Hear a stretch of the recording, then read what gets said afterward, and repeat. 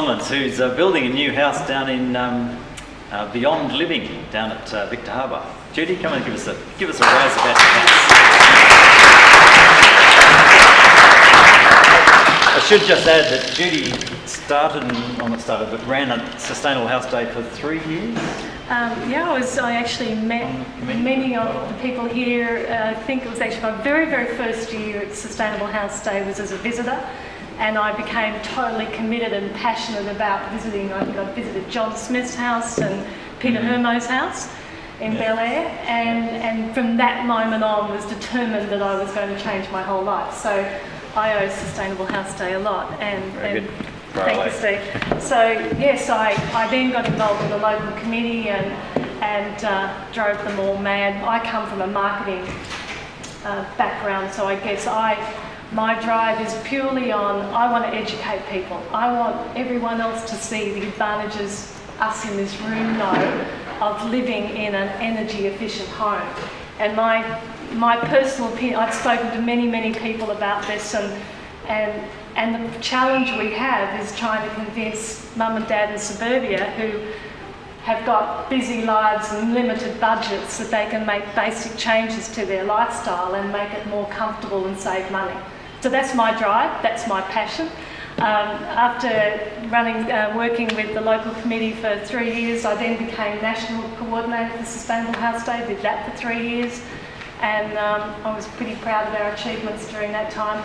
I retired, if you like, and went back to earning some money, because that was my full-time love job about 3 years ago now. So I've been living off-grid now for the last 7 years, and most of that house was designed based on the houses I visited during Sustainable House Day, and I was fortunate enough to visit homes all around the country, which was really exciting, and I learnt so much from all these great people.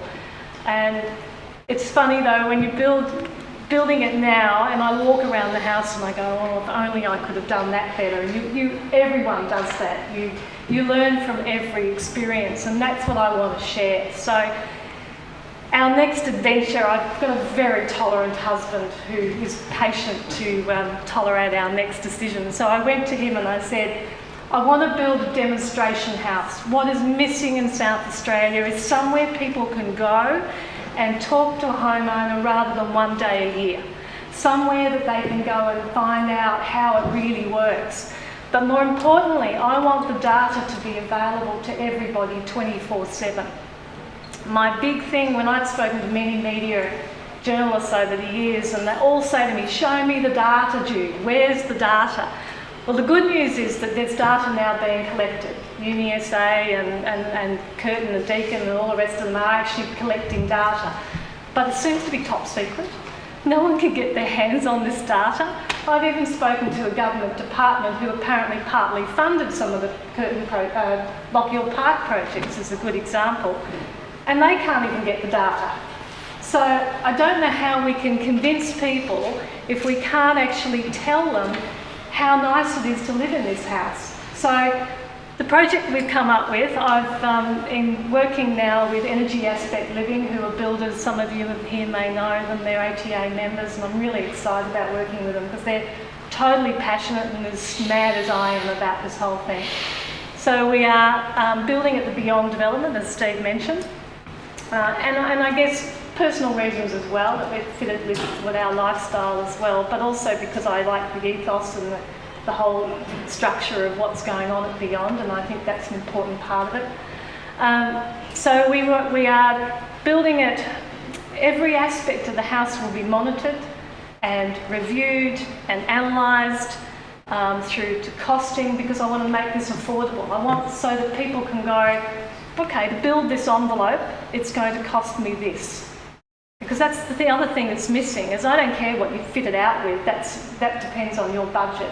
But ultimately, I want to be able to produce an envelope that's efficient, energy efficient, that's comfortable to live in, but people can afford to do. And that's my drive. So there are several main factors involved in the project. I'm committed to making sure it's affordable and that data is displayed for everybody. I want it to be energy efficient, but I also want it to tick the box with life cycle assessment. And this is another thing that I've become a little more, learning and becoming even more passionate about. And when I think about our current house, it's one of the areas I didn't consider as much. It was a bit too hard. To be honest, 9 years ago, it was like, you're off the planet anyway, Jude, you're living off grid. So you're not going to consider, the footprint was just another step too far. What I want to prove, and it seems to be a little bit difficult, to be honest, at this early stage, but I'm determined, is that we can build still a very efficient house that still considers life cycle as well.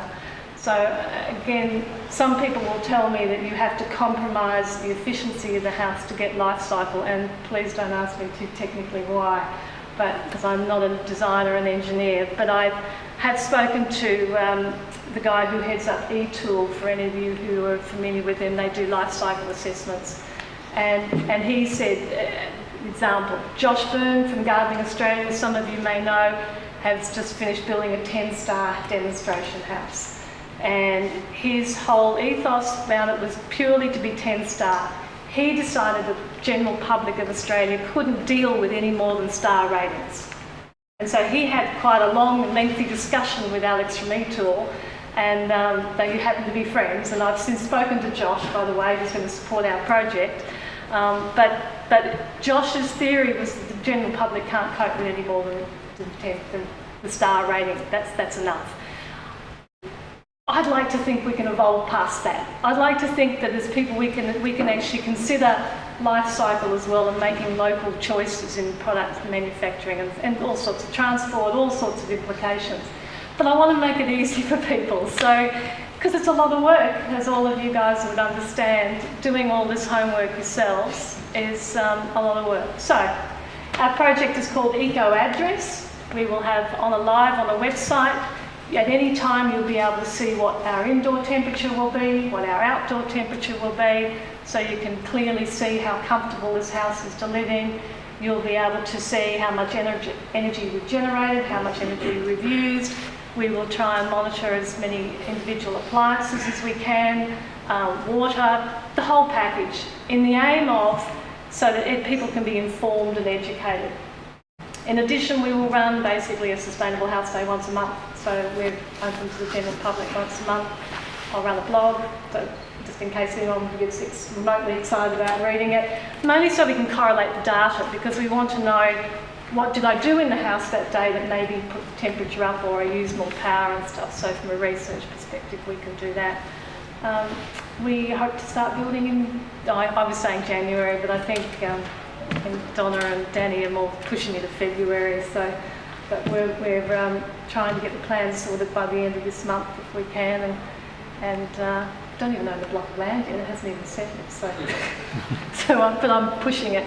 We've sold our house, so I obviously need now to find somewhere else to live.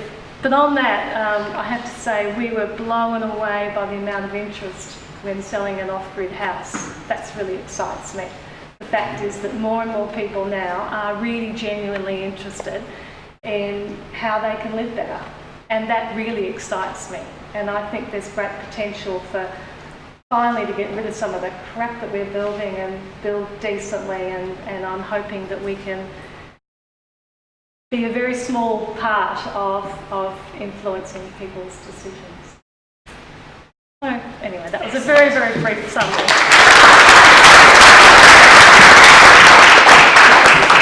Not bad for somebody who was tapped on the shoulder just before I